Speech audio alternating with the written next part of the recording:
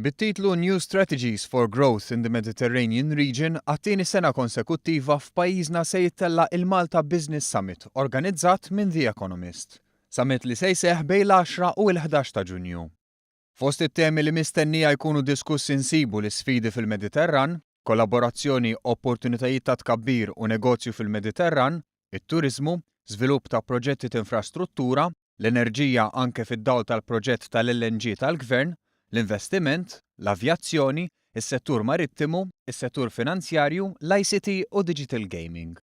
Din il-konferenza ta' jumejn issegwi s-suċċess tas-sena li għaddiet li fiha kienu diskussi numru ta' temi relevanti għas-sitwazzjoni ta' pajjiżna fid-dawl tal-pożizzjoni tagħna fiċ-ċentru tal-Mediterran u bħala pajjiż Ewropew.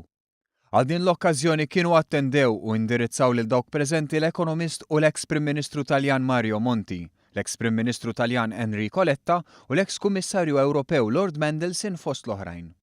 Sa dan it-tant sakemm ikunu mħabbra l-ismijiet ta' dawk li se jindirizzaw il-konferenza din is-sena wieħed jistenna li anke għal din l-okkażjoni pajjiżna jilqa' fih danu persuni ta' kalibru u diskussjonijiet kostruttivi. Dan anke għax The Economist hija waħda mill-iktar pubblikazzjonijiet ta' profil għoli fid-dinja.